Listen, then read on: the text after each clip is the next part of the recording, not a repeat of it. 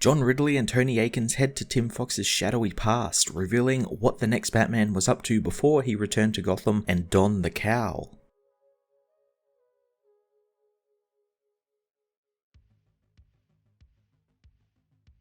John Ridley delivers a really tantalizing piece of Tim Fox's past that sets up the man's shady backstory as some type of mercenary who works in a very Batman way as he tries to stop some human traffickers. I do very much like that. Much like Tim Fox's role in Future State, here he isn't perfect and doesn't immediately win the day. He makes many mistakes and they more than often not cost him the day. The hints at his backstory as well were pretty cool and really well put throughout the issue, with the mention of the farm, which is a CIA NSA training facility, meaning he was some sort of spy. I'm definitely looking forward to more of Tim over the course of this series, as well as it all tying back to Grifter and the stuff that James Tynion did with Grifter and the Fox family in Joker War. Tony Atkins provided some pretty good art for a digital series. A lot of it was rather simple stuff though, especially for a digital book, but I did enjoy the fast-paced nature that the art provided with the action-packed story, and some of his action was really quite fun. The Next Batman, A Second Son Issue 1, was a pretty great first part in Tim Fox's origin as Batman, delivering an interesting take on the man's life before he returned to Gotham and donned the cape and cowl. I enjoyed reading more about the fallible hero and one who has his own problems to deal with alongside the problems he faces when fighting criminals. I'm looking forward to more of Tim's background being revealed over the course of this series, as well as what spurred him on to become the next Batman. I'm going to give this issue a 9 out of 10.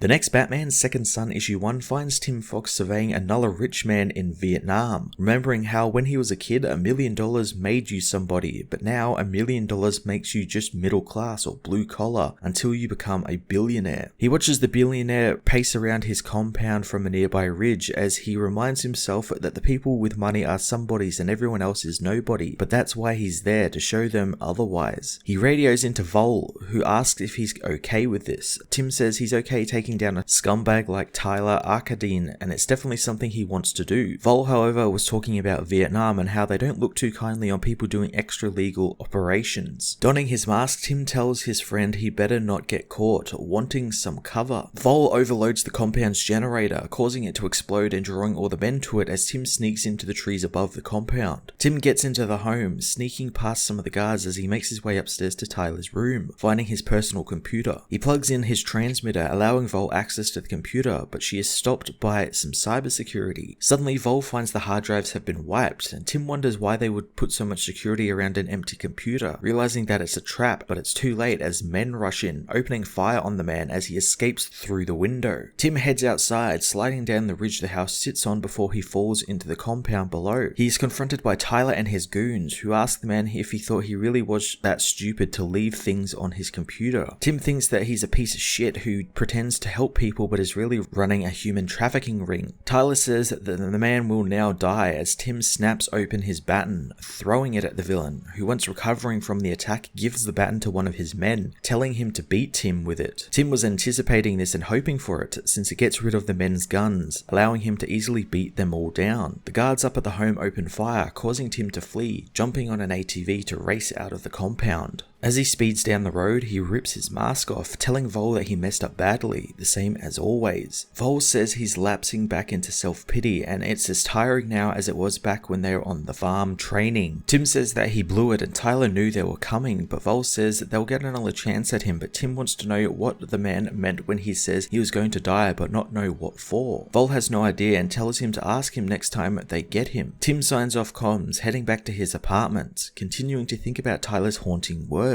Opening his apartment door, he finds Grifter waiting for him, telling the man not to cause them any trouble, since his father Lucius wants him back home.